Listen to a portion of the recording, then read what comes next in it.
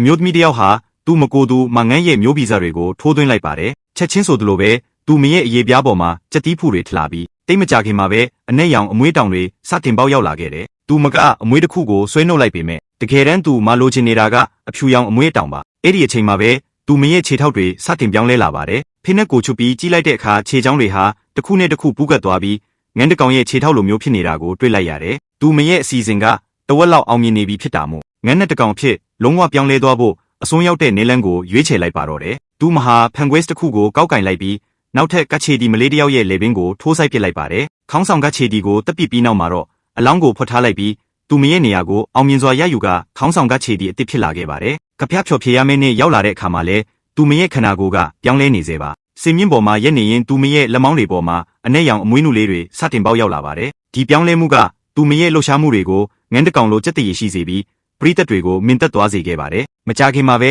သူမရဲ့လက်မောင်းတွေဟာအတောင်ပံတွေဖြစ်ပြောင်းလဲသွားပြီးအကခုံတွေဆက်လက်လှုပ်ရှားနေရင်းနဲ့တကိုယ်လုံးမှာအမွေးတောင်တွေဖုံးလွှမ်းသွားခဲ့ပါတယ်ဖြော်ဖြေမှုပြီးဆုံးသွားတဲ့အခါမှာတော့သူမဟာစစ်မှန်တဲ့ငန်းနဲ့တကောင်ဖြစ်အပြည့်အဝပြောင်းလဲသွားခဲ့ပါပြီပွဲပြီးသွားတဲ့အခါသူမဟာအဝတ်လဲခန်းစီအပြေးလွှားသွားခဲ့တယ်အထဲဝင်ချင်းပဲကျမ်းပြင်ပေါ်ကတွေးအိုင်ကြီးကိုတွေးလိုက်ရတာကြောင့်တာဝါတစ်ခုကိုအမြင်ဆွဲယူပြီးဖုံးအုပ်ထားလိုက်ပါတယ်သူမကငန်းဖြူဝတ်စုံကိုလဲဝတ်ဖို့ပြင်နေတော့မှပဲတကားခောက်တန်ကြားလိုက်ရတယ်တကားကိုတတိထားပြီးဖွင့်ကြည့်လိုက်တဲ့အခါသူမမြင်လိုက်ရတဲ့မြင်ကွင်းကြောင့်မင်သက်သွားခဲ့ရတယ်အပြင်ဘက်မှာရက်နေတာကသူမခုနလေးတင်တက်ပစ်လိုက်တဲ့ကတ်ချေဒီမလေးဖြစ်နေလို့ပါပဲတတိပြန်ဝင်လာတော့သူမအခန်းထဲပြန်ဝင်လာခဲ့တယ်ကျမ်းပြင်ပေါ်ကအဝတ်စားတွေကိုကြည့်ပြီးသူမဇဝေးဇွာဖြစ်သွားတယ်ခုနကတာဝါကိုမကြည့်လိုက်တဲ့အခါသွေးကွက်ကြီးကပျောက်ကွယ်နေခဲ့ပါပြီအဲ့ဒီတော့မှအခြေအနေတွေအကြီးအကျယ်မှားယွင်းနေပြီဆိုတာကိုသူမသဘောပေါက်သွားတယ်အောက်ကိုငုံကြည့်လိုက်တဲ့အခါသူမရဲ့ဝမ်ဘိုက်တစ်ခုလုံးသွေးတွေရွှဲနေတာကိုတွေ့လိုက်ရပါတယ်တကယ်အမ်းဖန်ကွဲစနဲ့အထိုးခံလိုက်ရတာကတခြားသူမဟုတ်ပဲသူမကိုယ်တိုင်ဖြစ်နေခဲ့တာပါအဲ့ဒီခိုက်တက်မှာပဲအရာအလုံးက